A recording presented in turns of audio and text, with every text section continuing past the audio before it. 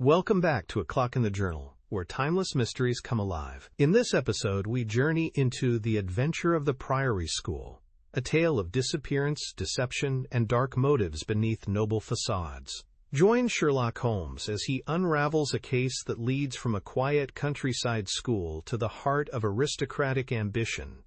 Let the investigation begin. We have had some dramatic entrances and exits upon our small stage at Baker Street, but I cannot recollect anything more sudden and startling than the first appearance of Thornycroft Huxtable, M.A., Ph.D., etc. His card, which seemed too small to carry the weight of his academic distinctions, preceded him by a few seconds, and then he entered himself. So large, so pompous, and so dignified that he was the very embodiment of self-possession and solidity. And yet his first action, when the door had closed behind him, was to stagger against the table, whence he slipped down upon the floor, and there was that majestic figure prostrate and insensible upon our bearskin hearthrug. We had sprung to our feet, and for a few moments we stared in silent amazement at this ponderous piece of wreckage, which told of some sudden and fatal storm far out on the ocean of life. Then Holmes hurried with a cushion for his head, and I with brandy for his lips. The heavy white face was seamed with lines of trouble, the hanging pouches under the closed eyes were leaden in color, the loose mouth drooped dolorously at the corners, the rolling chins were unshaven. Collar and shirt bore the grime of a long journey, and the hair bristled unkempt from the well-shaped head. It was a sorely stricken man who lay before us. "What is it, Watson?" asked Holmes. "Absolute exhaustion. Possibly mere hunger and fatigue," said I, with my finger on the thready pulse, where the stream of life trickled thin and small. "Return ticket from Mackleton in the north of England," said Holmes, drawing it from the watch pocket. "It is not 12 o'clock yet. He has certainly been an early starter." The puckered eyelids had begun to quiver, and now a pair of vacant gray eyes looked up at us. An instant later the man had scrambled onto his feet, his face crimson with shame. "Forgive this weakness, Mr. Holmes. I have been a little overwrought." "Thank you. If I might have a glass of milk and a biscuit, I have no doubt that I should be better." "I came personally, Mr. Holmes, in order to ensure that you would return with me. I feared that no telegram would convince you of the absolute urgency of the case. When you are quite restored, I am quite well again. I cannot imagine how I came to be so weak. I wish you, Mr. Holmes, to come to Mackleton with me by the next train." My friend shook his head. "My colleague, Dr. Watson, could tell you that we are very busy at present. I am retained in this case of the Ferrers documents, and the Abergavenny murder is coming up for trial. Only a very important issue could call me from London at present." "Important?" Our visitor threw up his hands. "Have you heard nothing of the abduction of the only son of the Duke of Holderness?" "What? The late cabinet minister?" "Exactly. We had tried to keep it out of the papers, but there was some rumor in the Globe last night. I thought it might have reached your ears." Holmes shot out his long, thin arm and picked out volume H in his encyclopedia of reference. "Holderness, 6th Duke, K.G., P.C., half the alphabet, Baron Beverley, Earl of Carston. Dear me, what a list. Lord Lieutenant of Hallamshire since 1900. Married Edith, daughter of Sir Charles Appledore, 1888.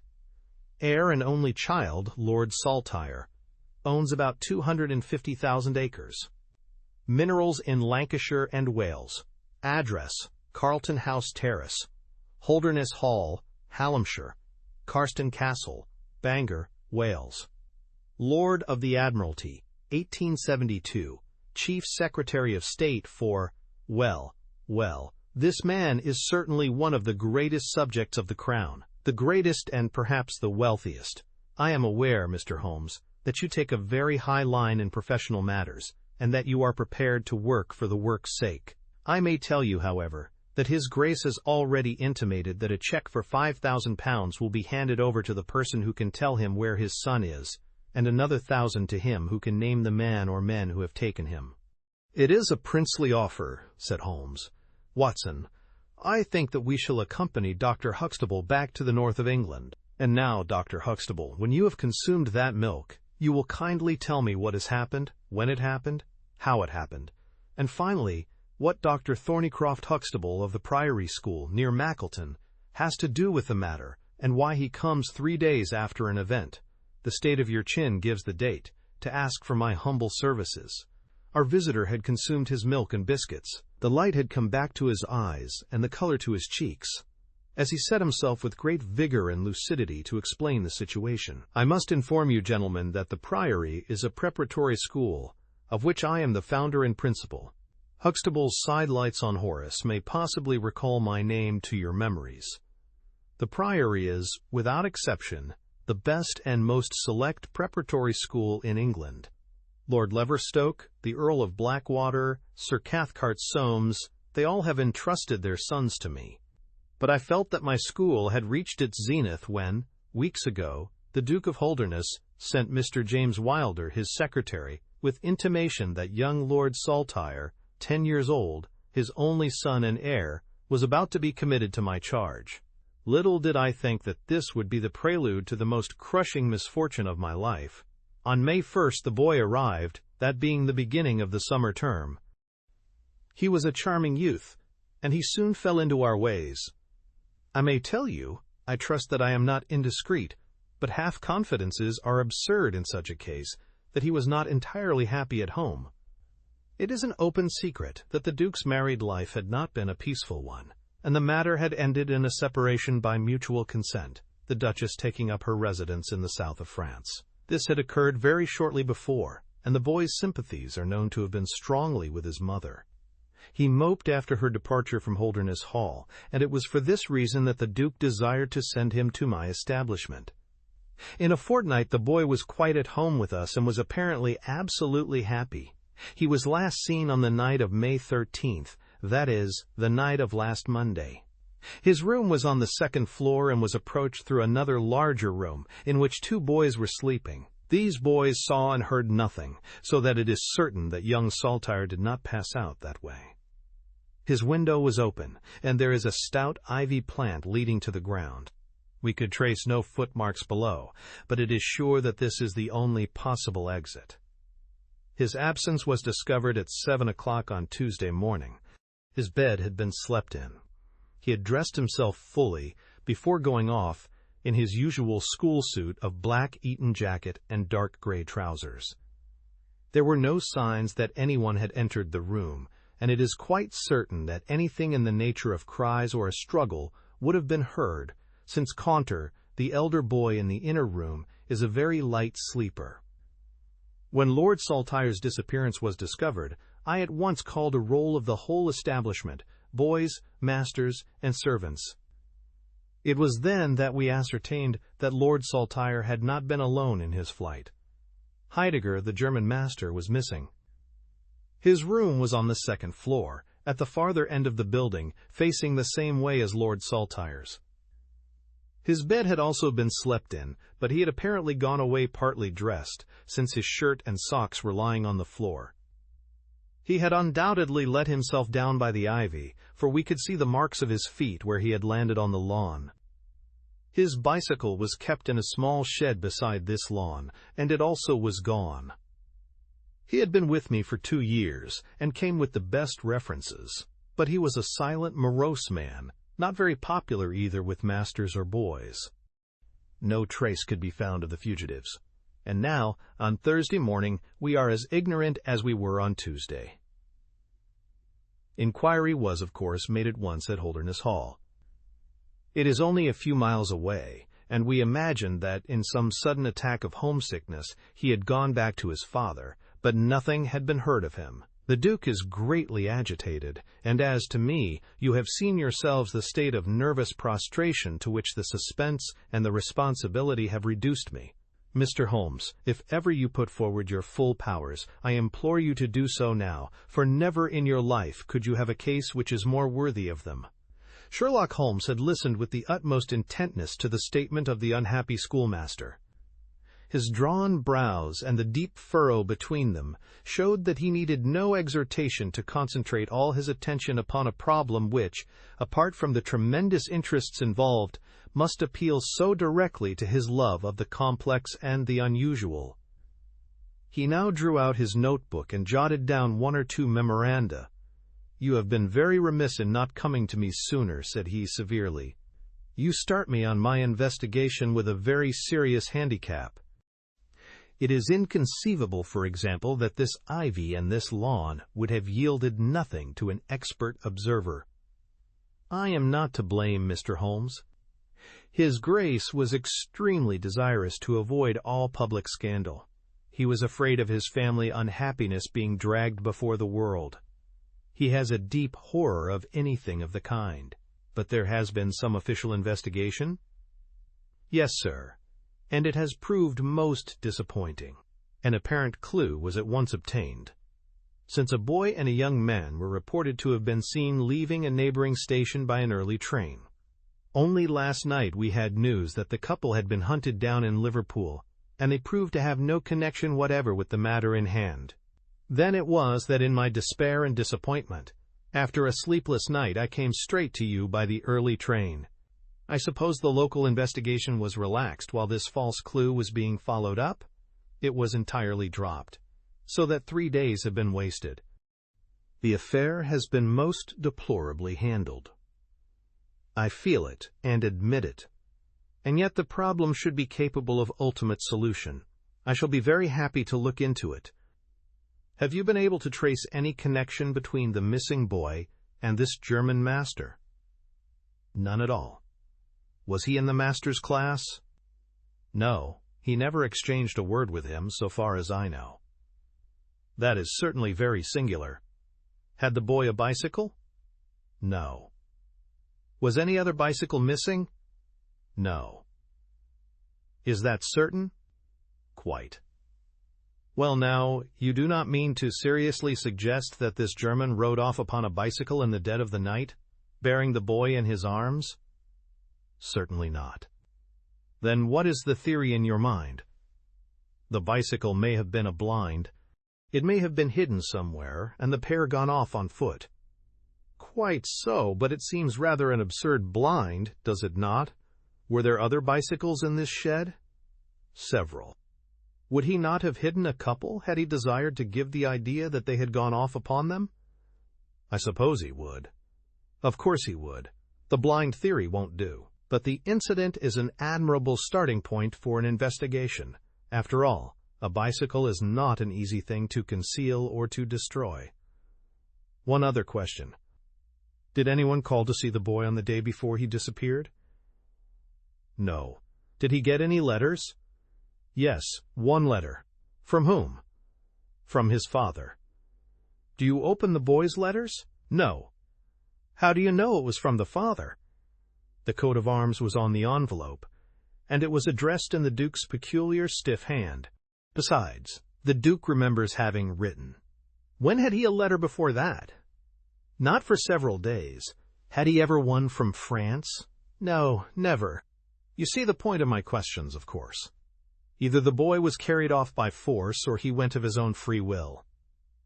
In the latter case, you would expect that some prompting from outside would be needed to make so young a lad do such a thing. If he has had no visitors, that prompting must have come in letters. Hence I try to find out who were his correspondents. I fear I cannot help you much. His only correspondent, so far as I know, was his own father, who wrote to him on the very day of his disappearance. Were the relations between father and son very friendly? His Grace is never very friendly with anyone. He is completely immersed in large public questions, and is rather inaccessible to all ordinary emotions.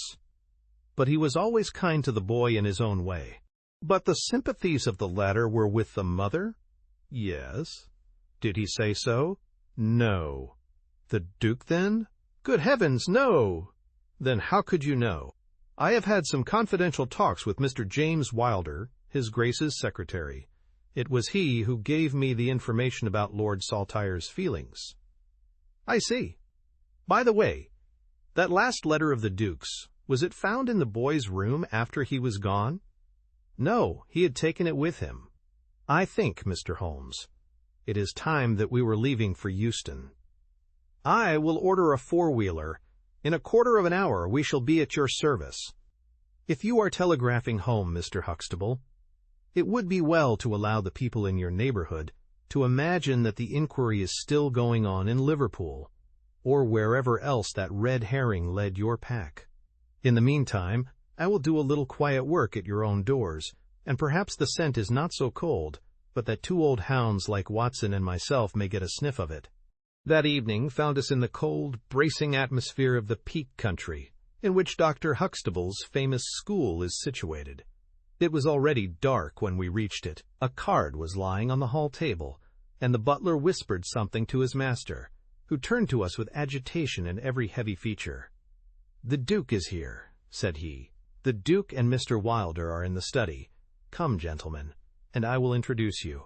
I was, of course, familiar with the pictures of the famous statesman, but the man himself was very different from his representation. He was a tall and stately person, scrupulously dressed, with a drawn, thin face, and a nose which was grotesquely curved and long. His complexion was of a dead pallor, which was more startling by contrast with a long, dwindling beard of vivid red, which flowed down over his white waistcoat with his watch chain gleaming through its fringe. Such was the stately presence who looked stonily at us from the center of Dr. Huxtable's hearth-rug. Beside him stood a very young man whom I understood to be Wilder, the private secretary. He was small, nervous, alert, with intelligent light blue eyes and mobile features. It was he who at once, in an incisive and positive tone, opened the conversation. "I called this morning, Dr. Huxtable, too late to prevent you from starting for London. I learned that your object was to invite Mr. Sherlock Holmes to undertake the conduct of this case. His Grace is surprised, Dr. Huxtable, that you should have taken such a step without consulting him. When I learned that the police had failed, His Grace is by no means convinced that the police have failed. But surely, Mr. Wilder, you are well aware, Dr. Huxtable, that His Grace is particularly anxious to avoid all public scandal. He prefers to take as few people as possible into his confidence." "The matter can be easily remedied," said the brow-beaten doctor. "Mr. Sherlock Holmes can return to London by the morning train." "Hardly that, doctor, hardly that," said Holmes, in his blandest voice. "This northern air is invigorating and pleasant, so I propose to spend a few days upon your moors, and to occupy my mind as best I may. Whether I have the shelter of your roof or of the village inn is, of course, for you to decide." I could see that the unfortunate doctor was in the last stage of indecision, from which he was rescued by the deep, sonorous voice of the red-bearded Duke, which boomed out like a dinner gong. "I agree with Mr. Wilder, Dr. Huxtable, that you would have done wisely to consult me. But since Mr. Holmes has already been taken into your confidence, it would indeed be absurd that we should not avail ourselves of his services. Far from going to the inn, Mr. Holmes, I should be pleased if you would come and stay with me at Holderness Hall." "I thank your Grace. For the purposes of my investigation, I think that it would be wiser for me to remain at the scene of the mystery." "Just as you like, Mr. Holmes. Any information which Mr. Wilder or I can give you is, of course, at your disposal." "It will probably be necessary for me to see you at the hall," said Holmes. "I would only ask you now, sir, whether you have formed any explanation in your own mind as to the mysterious disappearance of your son." "No, sir, I have not. Excuse me if I allude to that which is painful to you, but I have no alternative. Do you think that the Duchess had anything to do with the matter?" The great minister showed perceptible hesitation. "I do not think so," he said at last. "The other most obvious explanation is that the child has been kidnapped for the purpose of levying ransom. You have not had any demand of the sort?" "No, sir." "One more question, your Grace. I understand that you wrote to your son upon the day when this incident occurred." "No, I wrote upon the day before." "Exactly. But he received it on that day." "Yes." "Was there anything in your letter which might have unbalanced him or induced him to take such a step?" "No, sir, certainly not." "Did you post that letter yourself?" The nobleman's reply was interrupted by his secretary, who broke in with some heat. "His Grace is not in the habit of posting letters himself," said he. "This letter was laid with others upon the study table. and I myself put them in the post-bag. You are sure this one was among them? Yes, I observed it. How many letters did your Grace write that day? 20 or 30. I have a large correspondence. But surely this is somewhat irrelevant? Not entirely, said Holmes. For my own part, the Duke continued, I have advised the police to turn their attention to the south of France. I have already said that I do not believe that the Duchess would encourage so monstrous an action, but the lad had the most wrong-headed opinions, and it is possible that he may have fled to her, aided and abetted by this German. I think, Dr. Huxtable, that we will now return to the hall. I could see that there were other questions which Holmes would have wished to put, but the nobleman's abrupt manner showed that the interview was at an end. It was evident that to his intensely aristocratic nature, this discussion of his intimate family affairs with a stranger was most abhorrent, and that he feared lest every fresh question would throw a fiercer light into the discreetly shadowed corners of his ducal history. When the nobleman and his secretary had left, my friend flung himself at once with characteristic eagerness into the investigation. The boy's chamber was carefully examined, and yielded nothing save the absolute conviction that it was only through the window that he could have escaped. The German master's room and effects gave no further clue. In his case, a trailer of ivy had given way under his weight, and we saw by the light of a lantern the mark on the lawn where his heels had come down. That one dint in the short, green grass was the only material witness left of this inexplicable nocturnal flight. Sherlock Holmes left the house alone and only returned after 11. He had obtained a large ordnance map of the neighborhood, and this he brought into my room, where he laid it out on the bed, and having balanced the lamp in the middle of it, he began to smoke over it, and occasionally to point out objects of interest with the reeking amber of his pipe. "This case grows upon me, Watson," said he. "There are decidedly some points of interest in connection with it. In this early stage, I want you to realize those geographical features which may have a good deal to do with our investigation. Look at this map.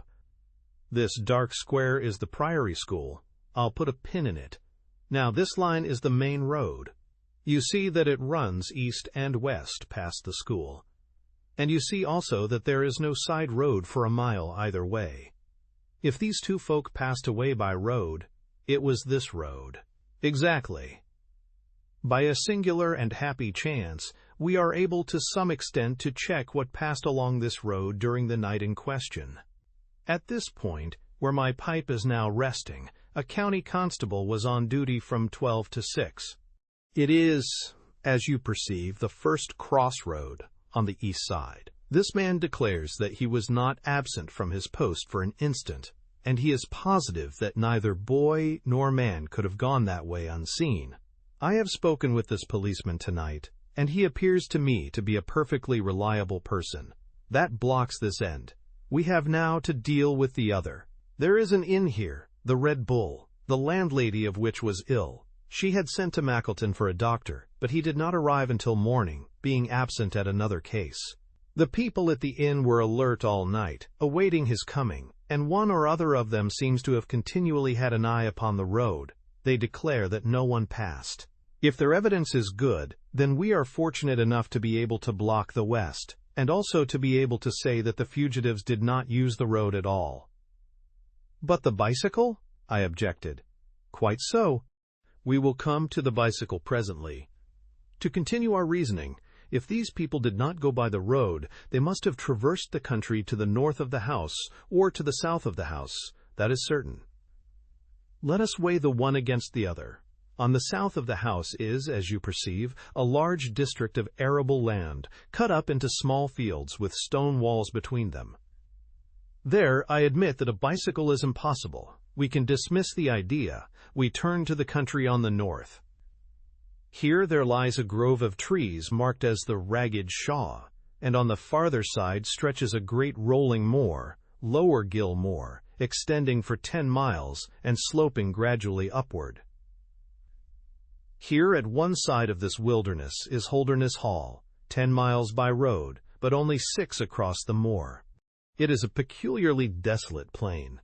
A few more farmers have small holdings where they rear sheep and cattle. Except these, the plover and the curlew are the only inhabitants until you come to the Chesterfield High Road.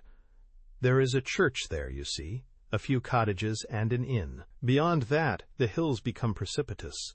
Surely it is here to the north that our quest must lie. But the bicycle? I persisted. Well, well, said Holmes impatiently. A good cyclist does not need a high road. The moor is intersected with paths, and the moon was at the full. Halloa! What is this? There was an agitated knock at the door, and an instant afterwards, Dr. Huxtable was in the room. In his hand, he held a blue cricket cap with a white chevron on the peak. "At last we have a clue," he cried. "Thank heaven! At last we are on the dear boy's track. It is his cap." "Where was it found?" "In the van of the gypsies who camped on the moor.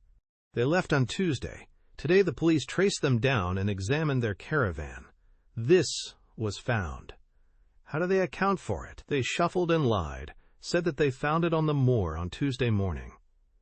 They know where he is, the rascals. Thank goodness, they are all safe under lock and key. Either the fear of the law or the Duke's purse will certainly get out of them all that they know." "So far, so good," said Holmes, when the doctor had at last left the room. "It at least bears out the theory that it is on the side of the Lower Gill Moor that we must hope for results. The police have really done nothing locally, save the arrest of these gypsies. Look here, Watson, there is a watercourse across the moor. You see it marked here in the map. In some parts it widens into a morass. This is particularly so in the region between Holderness Hall and the school. It is vain to look elsewhere for tracks in this dry weather, but at that point there is certainly a chance of some record being left. I will call you early tomorrow morning, and you and I will try if we can throw some little light upon the mystery." The day was just breaking when I woke to find the long, thin form of Holmes by my bedside. He was fully dressed, and had apparently already been out. "I have done the lawn and the bicycle shed," said he.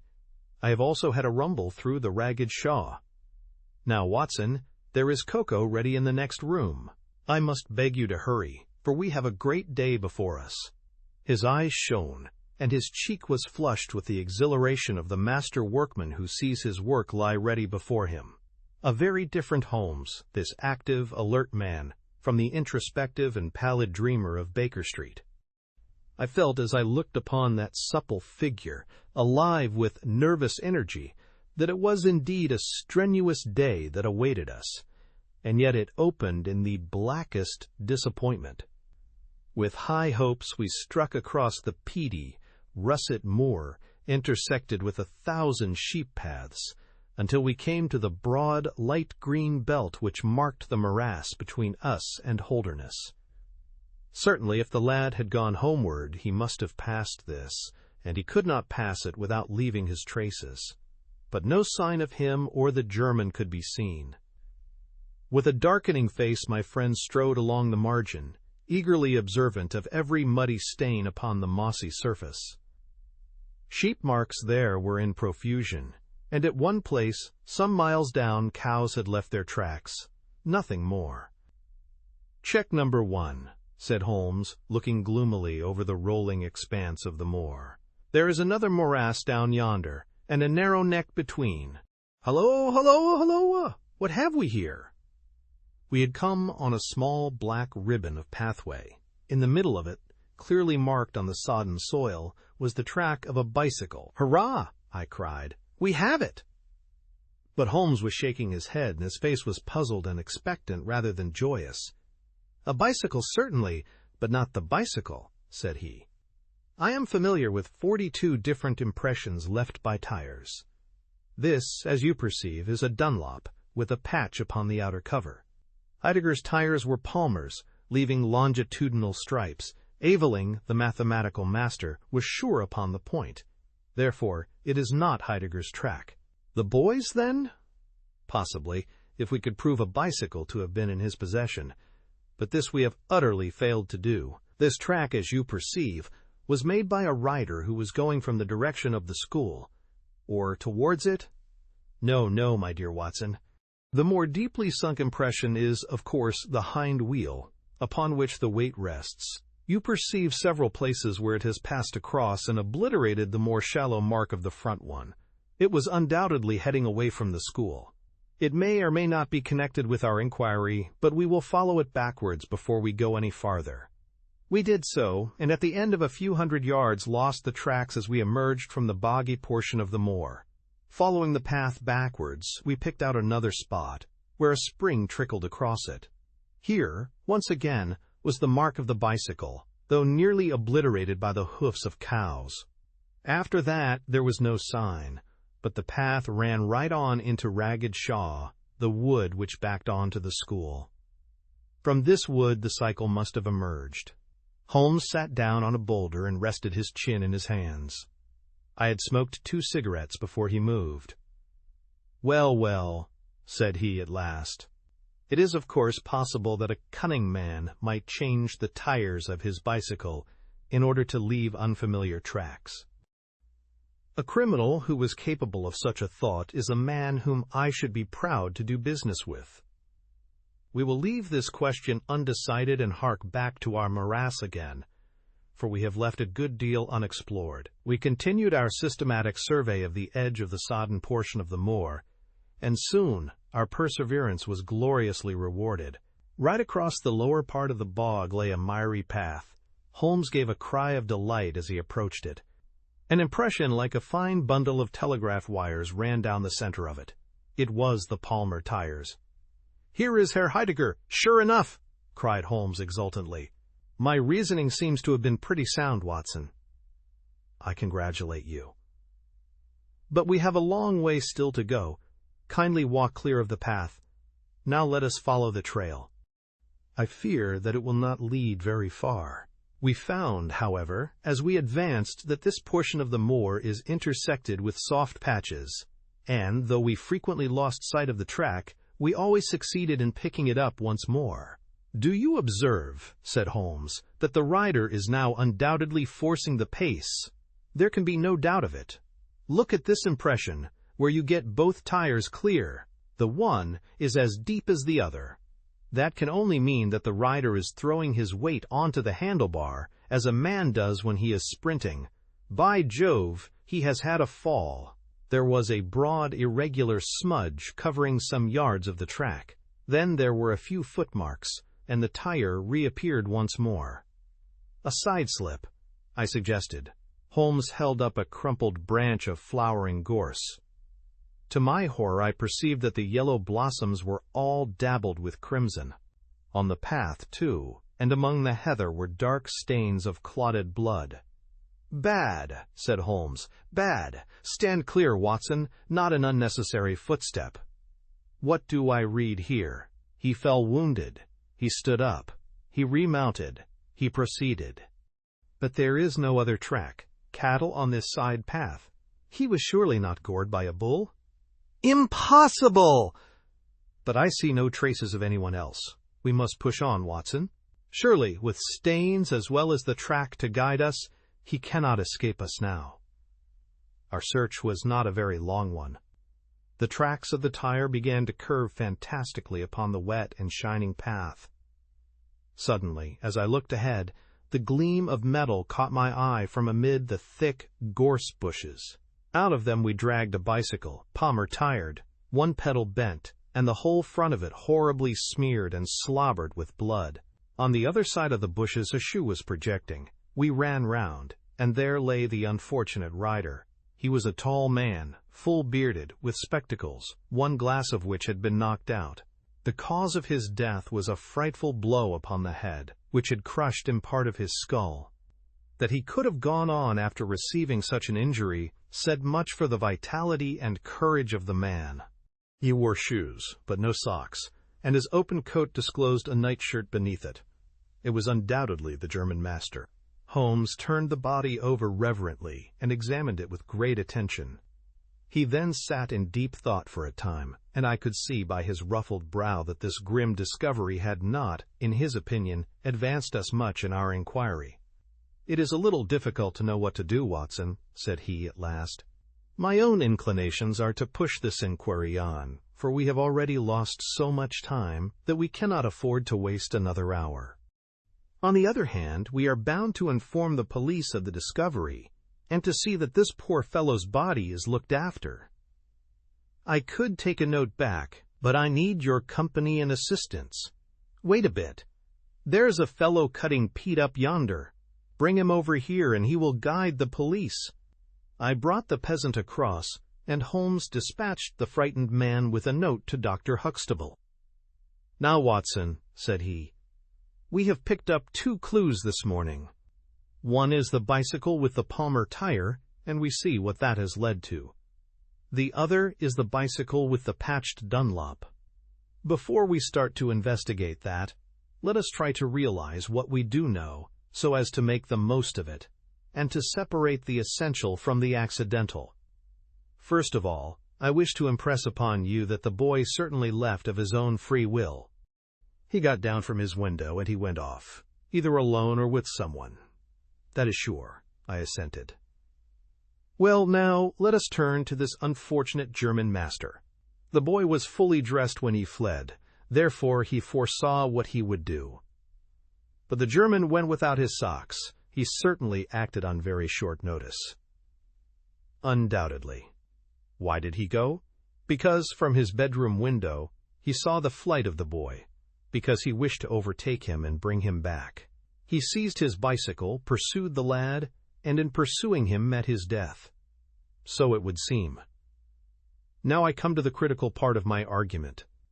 The natural action of a man in pursuing a little boy would be to run after him. He would know that he could overtake him.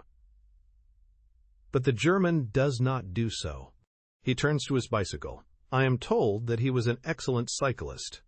He would not do this if he did not see that the boy had some swift means of escape. The other bicycle. Let us continue our reconstruction. He meets his death 5 miles from the school, not by a bullet, mark you, which even a lad might conceivably discharge, but by a savage blow dealt by a vigorous arm. The lad, then, had a companion in his flight, and the flight was a swift one, since it took 5 miles before an expert cyclist could overtake them. Yet we survey the ground round the scene of the tragedy. What do we find? A few cattle tracks, nothing more. I took a wide sweep round, and there is no path within 50 yards. Another cyclist could have had nothing to do with the actual murder, nor were there any human footmarks. "Holmes," I cried, "this is impossible." "Admirable," he said. A most illuminating remark. It is impossible as I state it, and therefore I must in some respect have stated it wrong. Yet you saw for yourself. Can you suggest any fallacy? He could not have fractured his skull in a fall. In a morass, Watson? I am at my wit's end. Tut, tut, we have solved some worse problems. At least we have plenty of material, if we can only use it.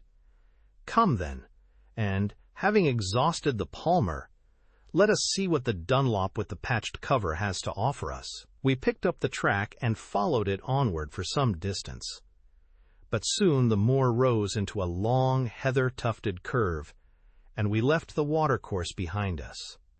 No further help from tracks could be hoped for. At the spot where we saw the last of the Dunlop tire, it might equally have led to Holderness Hall, the stately towers of which rose some miles to our left, or to a low, gray village which lay in front of us and marked the position of the Chesterfield high road.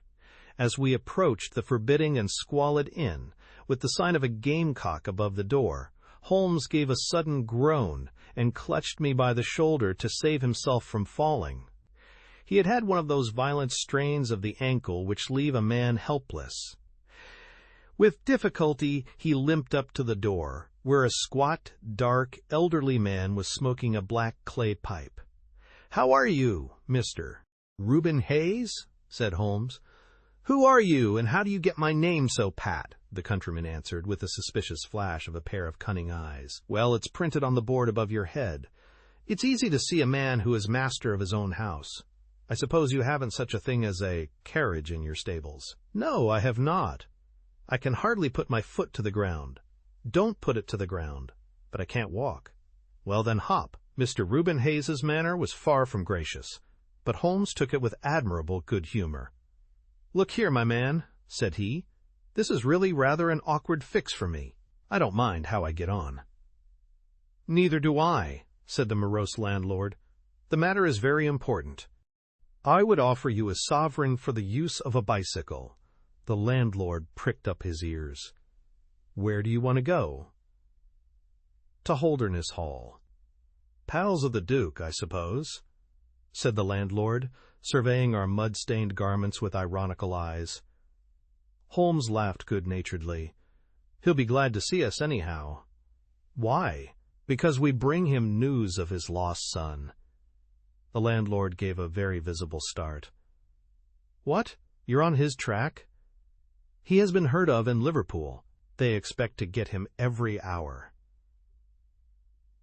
Again a swift change passed over the heavy, unshaven face. His manner was suddenly genial. "I have less reason to wish the Duke well than most men," said he, "for I was head coachman once, and cruel bad he treated me. It was him that sacked me without a character on the word of a lying corn chandler.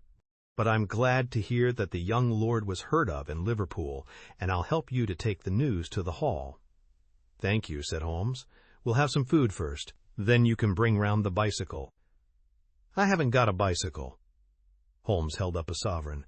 "I tell you, man, that I haven't got one. I'll let you have 2 horses as far as the hall." "Well, well," said Holmes. "We'll talk about it when we've had something to eat." When we were left alone in the stone-flagged kitchen, it was astonishing how rapidly that sprained ankle recovered. It was nearly nightfall, and we had eaten nothing since early morning, so that we spent some time over our meal. Holmes was lost in thought, and once or twice he walked over to the window and stared earnestly out. It opened onto a squalid courtyard. In the far corner was a smithy, where a grimy lad was at work. On the other side were the stables. Holmes had sat down again after one of these excursions, when he suddenly sprang out of his chair with a loud exclamation. "By heaven, Watson, I believe that I've got it!" he cried. Yes, it must be so. Watson, do you remember seeing any cow tracks today?"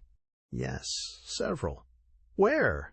"Well, everywhere. They were at the morass, and again on the path, and again near where poor Heidegger met his death." "Exactly. Well, now, Watson, how many cows did you see on the moor?" "I don't remember seeing any."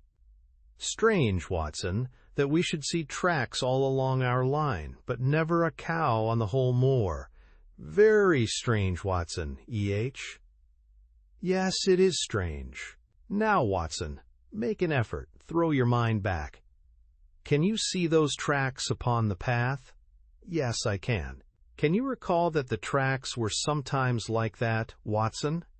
He arranged a number of breadcrumbs in this fashion, and sometimes like this, and occasionally like this. Chee, chee, chee. Can you remember that? "No, I cannot." "But I can." "I could swear to it. However, we will go back at our leisure and verify it. What a blind beetle I have been, not to draw my conclusion." "And what is your conclusion?" "Only that it is a remarkable cow which walks, canters, and gallops. By George! Watson, it was no brain of a country publican that thought out such a blind as that. The coast seems to be clear, save for that lad in the smithy.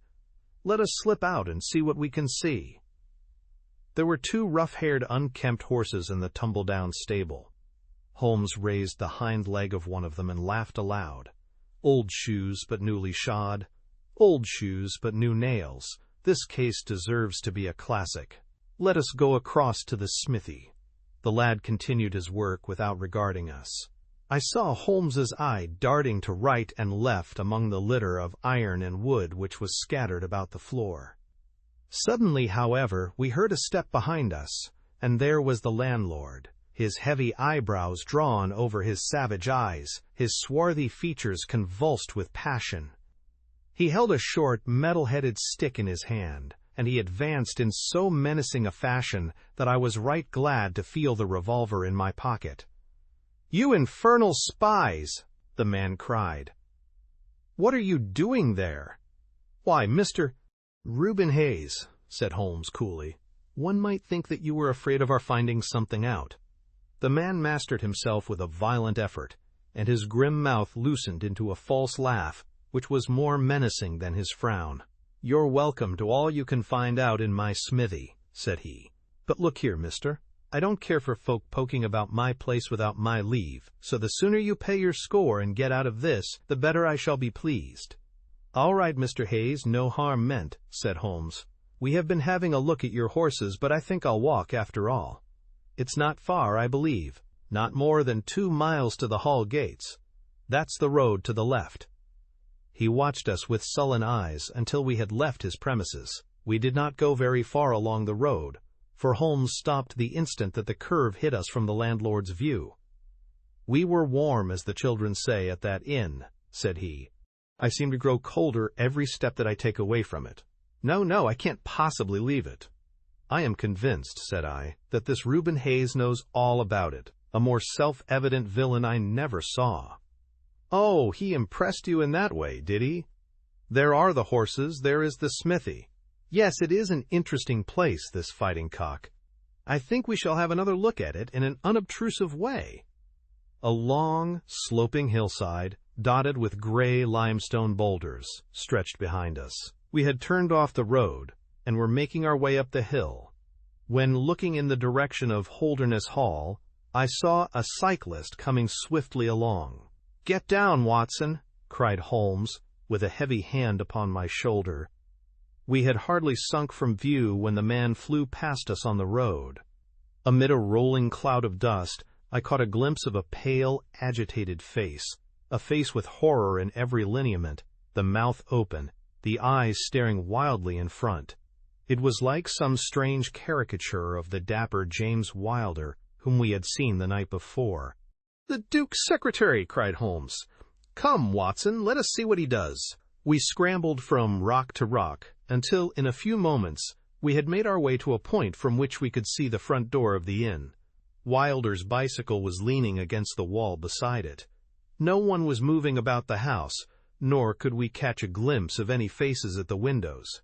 Slowly the twilight crept down as the sun sank behind the high towers of Holderness Hall. Then, in the gloom, we saw the 2 side lamps of a trap light up in the stable yard of the inn, and shortly afterwards heard the rattle of hoofs as it wheeled out into the road and tore off at a furious pace in the direction of Chesterfield. "What do you make of that, Watson?" Holmes whispered. "It looks like a flight. A single man and a dog-cart, so far as I could see.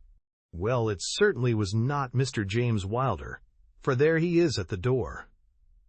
A red square of light had sprung out of the darkness. In the middle of it was the black figure of the secretary, his head advanced, peering out into the night. It was evident that he was expecting someone. Then at last there were steps in the road. A second figure was visible for an instant against the light. The door shut, and all was black once more. 5 minutes later a lamp was lit in a room upon the first floor. "It seems to be a curious class of custom that is done by the Fighting Cock," said Holmes. "The bar is on the other side." "Quite so. These are what one may call the private guests.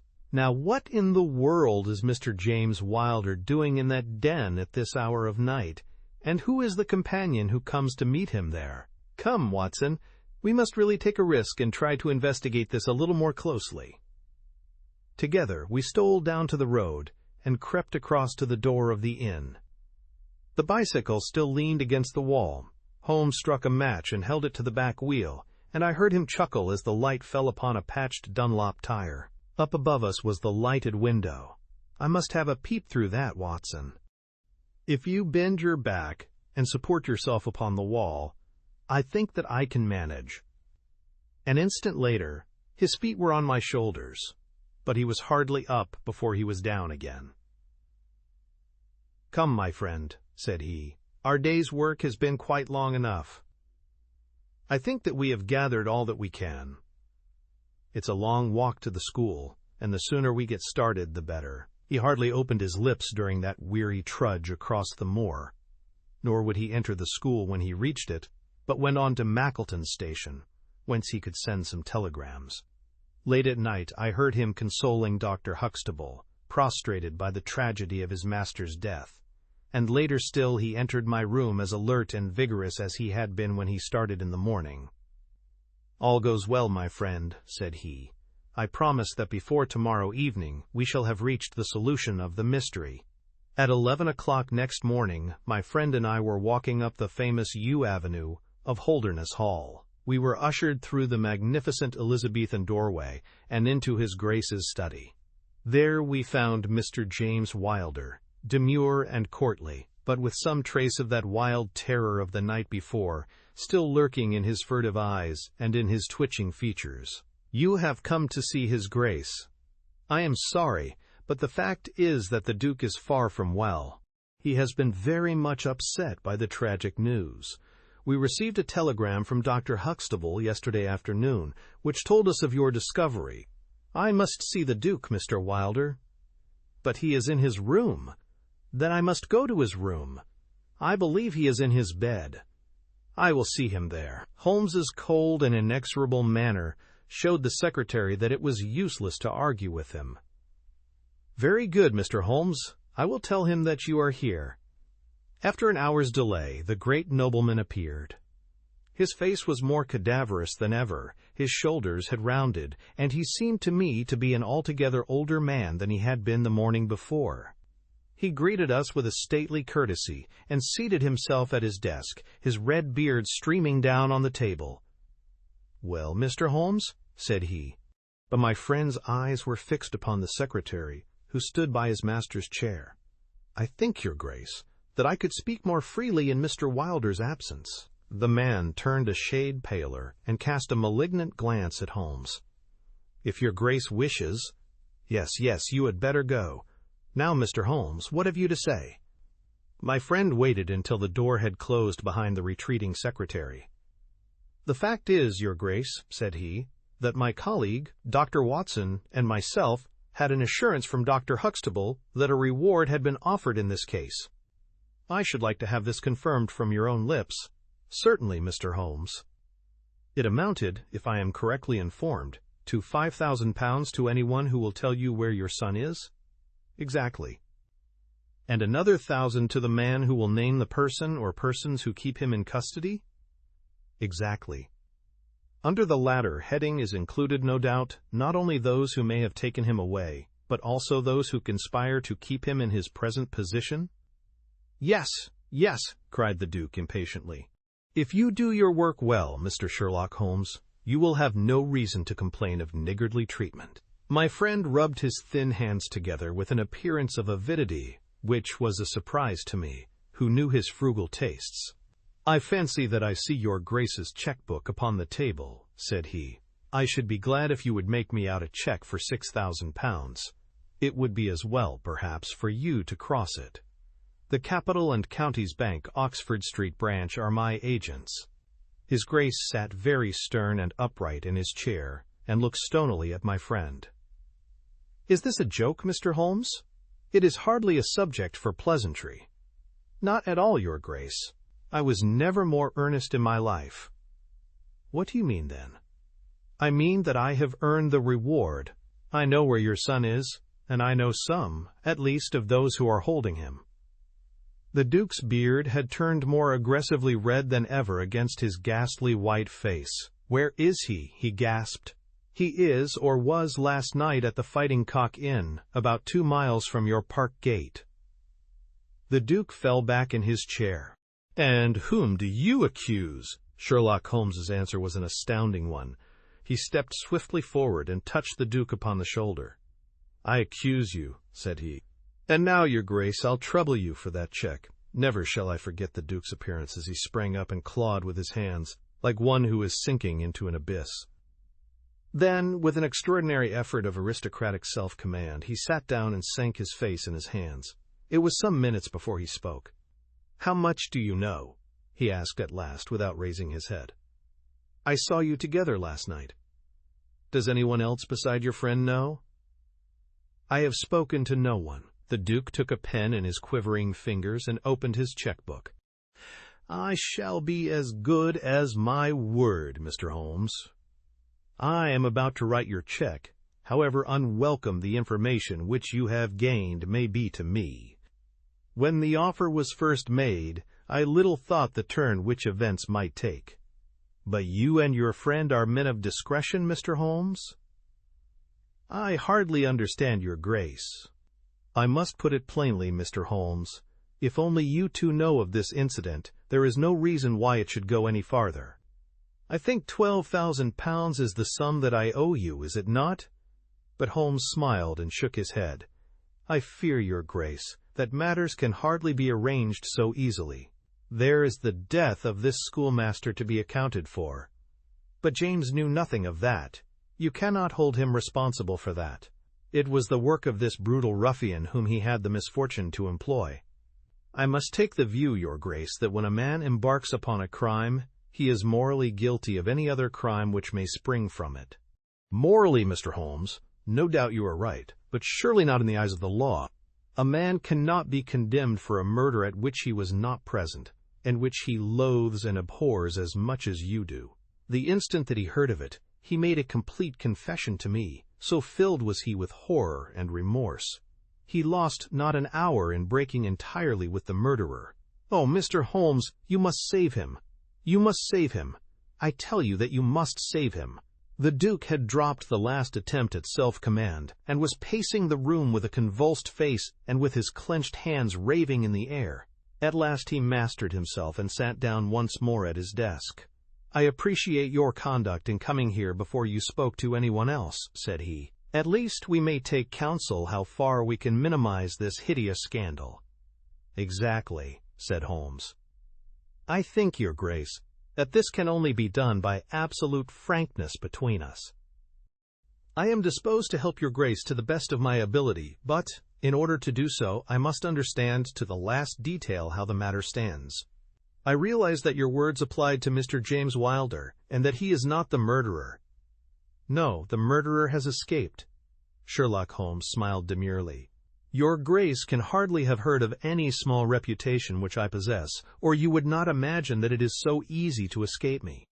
Mr. Reuben Hayes was arrested at Chesterfield on my information at 11 o'clock last night. I had a telegram from the head of the local police before I left the school this morning. The Duke leaned back in his chair and stared with amazement at my friend. You seem to have powers that are hardly human, said he. So Reuben Hayes is taken? I am right glad to hear it, if it will not react upon the fate of James. Your secretary? No, sir, my son. It was Holmes's turn to look astonished. I confess that this is entirely new to me, your grace. I must beg you to be more explicit. I will conceal nothing from you. I agree with you that complete frankness, however painful it may be to me, is the best policy in this desperate situation to which James's folly and jealousy have reduced us. When I was a very young man, Mr. Holmes, I loved with such a love as comes only once in a lifetime. I offered the lady marriage, but she refused it on the grounds that such a match might mar my career. Had she lived, I would certainly never have married anyone else. She died, and left this one child whom for her sake I have cherished and cared for. I could not acknowledge the paternity to the world, but I gave him the best of educations, and since he came to manhood, I have kept him near my person. He surmised my secret, and has presumed ever since upon the claim which he has upon me, and upon his power of provoking a scandal which would be abhorrent to me. His presence had something to do with the unhappy issue of my marriage. Above all, he hated my young, legitimate heir from the first with a persistent hatred. You may well ask me why, under these circumstances, I still kept James under my roof. I answer that it was because I could see his mother's face in his, and that for her dear sake there was no end to my long suffering. All her pretty ways, too. There was not one of them which he could not suggest and bring back to my memory. I could not send him away, but I feared so much lest he should do Arthur, that is, Lord Saltire, a mischief, that I dispatched him for safety to Dr. Huxtable's school. James came into contact with this fellow Hayes because the man was a tenant of mine, and James acted as agent. The fellow was a rascal from the beginning, but in some extraordinary way, James became intimate with him. He had always a taste for low company. When James determined to kidnap Lord Saltire, it was of this man's service that he availed himself. You remember that I wrote to Arthur upon that last day. Well, James opened the letter and inserted a note asking Arthur to meet him in a little wood called the Ragged Shaw, which is near to the school. He used the Duchess's name, and in that way got the boy to come. That evening James bicycled over. I am telling you what he has himself confessed to me. And he told Arthur, whom he met in the wood, that his mother longed to see him, that she was awaiting him on the moor, and that if he would come back into the wood at midnight he would find a man with a horse who would take him to her. Poor Arthur fell into the trap. He came to the appointment, and found this fellow Hayes with a led pony. Arthur mounted, and they set off together. It appears, though this James only heard yesterday, that they were pursued, that Hayes struck the pursuer with his stick, and that the man died of his injuries. Hayes brought Arthur to his public house, the Fighting Cock, where he was confined in an upper room, under the care of Mrs. Hayes, who is a kindly woman, but entirely under the control of her brutal husband. Well, Mr. Holmes, that was the state of affairs when I first saw you 2 days ago.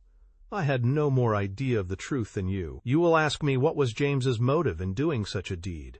I answer that there was a great deal which was unreasoning and fanatical in the hatred which he bore my heir. In his view, he should himself have been heir of all my estates, and he deeply resented those social laws which made it impossible. At the same time, he had a definite motive also. He was eager that I should break the entail, and he was of opinion that it lay in my power to do so. He intended to make a bargain with me, to restore Arthur if I would break the entail, and so make it possible for the estate to be left to him by will. He knew well that I should never willingly invoke the aid of the police against him. I say that he would have proposed such a bargain to me, but he did not actually do so, for events moved too quickly for him, and he had not time to put his plans into practice. What brought all his wicked scheme to wreck was your discovery of this man Heidegger's dead body. James was seized with horror at the news. It came to us yesterday, as we sat together in this study. Dr. Huxtable had sent a telegram. James was so overwhelmed with grief and agitation that my suspicions, which had never been entirely absent, rose instantly to a certainty, and I taxed him with the deed.